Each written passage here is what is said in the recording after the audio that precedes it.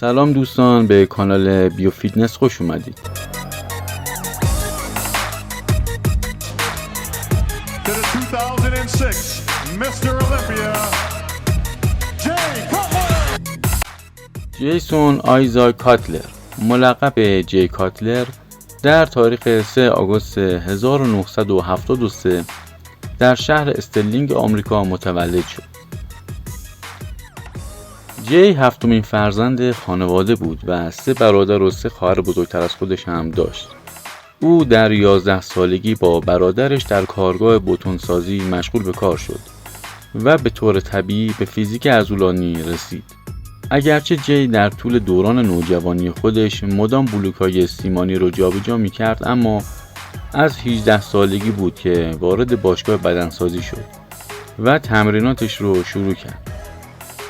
جی قصد داشت که در یک زندان فوق امنیتی مشغول به کار بشه. به همین دلیل در دانشگاه ثبت نام کرد و در رشته عدالت کیفری مشغول به تحصیل شد.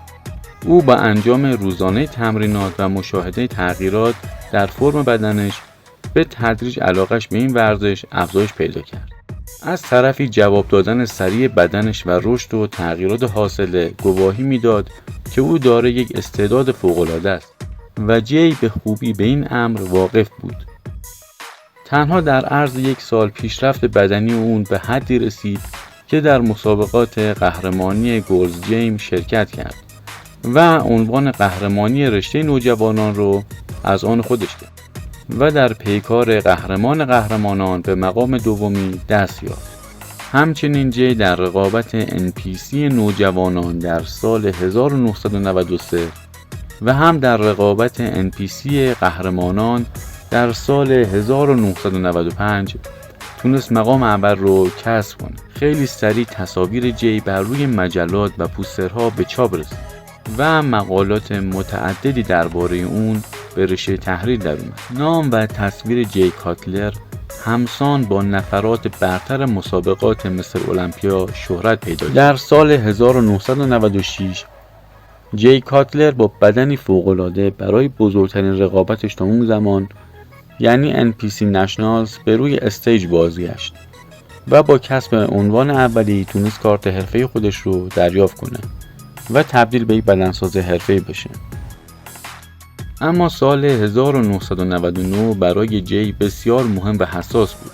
او در این سال به مقام 3 مسابقات آیرون من، 4 مسابقات آرنولد کلاسیک و 15 مستر المپیا دست یافت.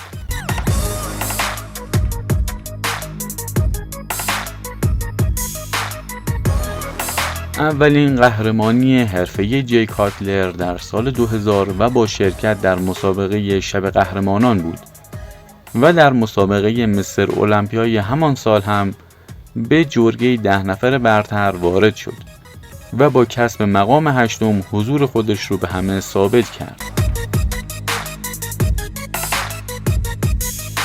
جی در تجارت هم با بستن قرارداد پرمنفعت با مؤسسه و شرکت‌های تحقیقاتی برای خودش اسم و رسمی پیدا کرده بود.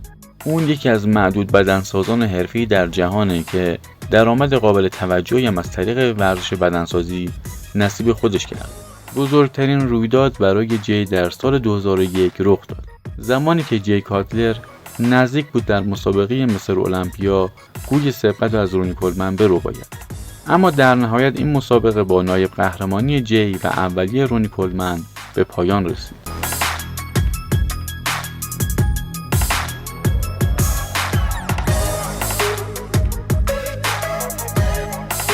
سال 2003 جی تونست عنوان قهرمانی تمام مسابقات، هم از آیرون من، آرنولد کلاسیک، مسابقات حرفه‌ای سان فرانسیسکو و همچنین مسابقات جایزه بزرگ انگلیس، ایتالیا و هلند رو درو کنه و در مسابقات مستر المپیای همون سال باز به مقام دومی پس از رونی دست یافت.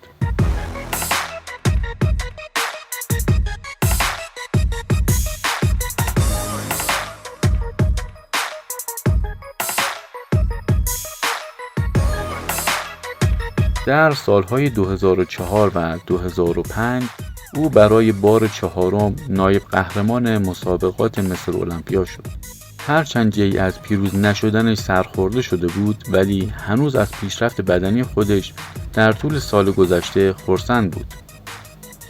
تصور همگان بر این بود که غلبه بر رونی کولمن غیر ممکنه و شکست ناپذیر بودن رونی به یک باور جمعی تبدیل شده بود.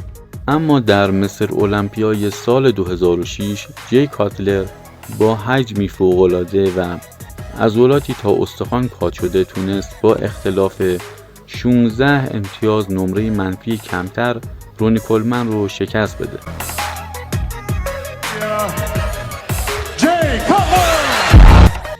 جی به آرزوی دیرینه رونی کولمن مبنی بر شکستن رکورد 9 بار قهرمانی مصر المپیا پایان بخشید و او را در مرتبه‌ای برابر با لیهنی قرار داد. اما رقابت سال 2008 طور دیگری برای جی کاتلر رقم خورد. هیچ کس فکرش رو نمی کرد که جی کاتلر در مسابقات مصر المپیای 2008 ناکام بشه و نتونه قهرمانی خودش رو تکرار کنه. جی در این مسابقه شکست خورد. اون هم نه از رونی یا ویکتور مارتینز، بلکه از دکستر جکسون.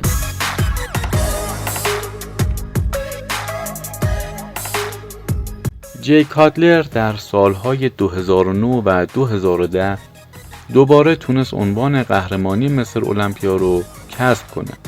جی 3 سال دیگه هم به رقابت کردن ادامه داد و در نهایت در سال 2013 از رقابت‌های بدنسازی خداحافظی کرد و در مجموع تونست 4 ساندو رو به دست بیاره.